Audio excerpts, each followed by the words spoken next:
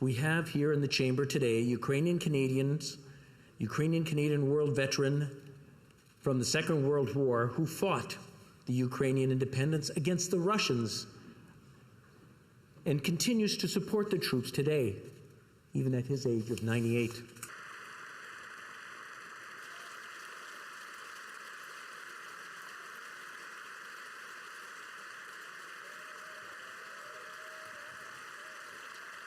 I've subsequently become aware of more information which causes me to regret my decision to recognize this individual. I wish to apologize to the House, and I'm deeply sorry that I have offended many with my gesture and remarks. I would also like to add that this initiative was entirely my own. The individual in question being from my riding and having been brought to my attention.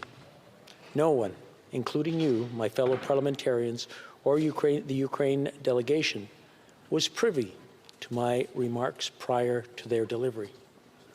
Thank you, Mr. Speaker, for that apology. I have to say, though, as a parliamentarian, as a Canadian of Jewish origin, as a descendant of Holocaust survivors whose majority of her family walked in to Auschwitz-Birkenau, and only my grandfather and his brother walked out, that I think this hurt all of us in Parliament. And I'll say that personally, I feel particularly hurt by this. I would say that as parliamentarians, we place our trust in you. There are many times when we recognize people in the gallery, and we do so on your good advice and your good offices. And all of us here did that in the chamber on Friday because we trusted you on that. I think this unfortunate situation has been deeply embarrassing for Canada's Parliament. I think it's been deeply embarrassing for Canada. And I think it was deeply embarrassing for the President of the Ukraine, who came here in friendship, who came here because we are a strong ally, and who came here because he trusted Canadians. Mr. Speaker, this is a very grave incident on a day when the government of Canada is welcoming the head of state of Ukraine, a country that is undergoing an unjust and illegal invasion.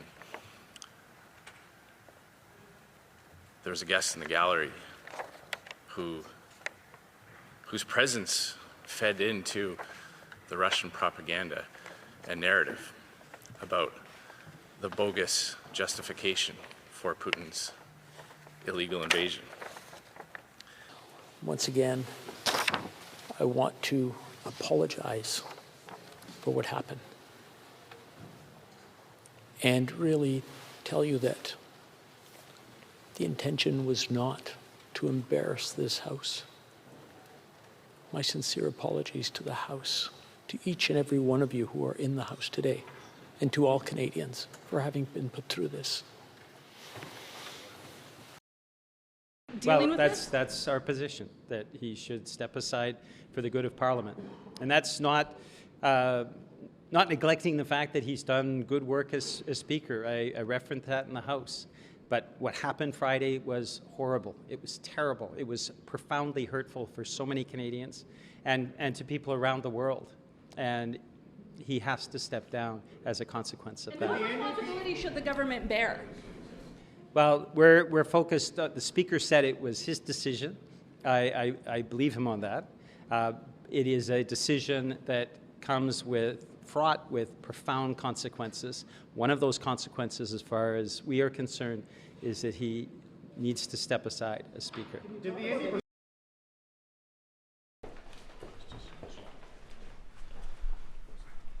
Obviously, it's extremely upsetting that this happened. The Speaker has acknowledged his mistake and has apologized. but this is something that is deeply embarrassing to the Parliament of Canada and, by extension, to all Canadians. I think particularly of Jewish MPs and all members of the Jewish community across the country who are commemorating Yom Kippur today. I think it's going to be really important that all of us push back against Russian propaganda, Russian disinformation, and continue our steadfast and unequivocal support for Ukraine, as we did last week with announcing further measures to stand with Ukraine in Russia's illegal war against it.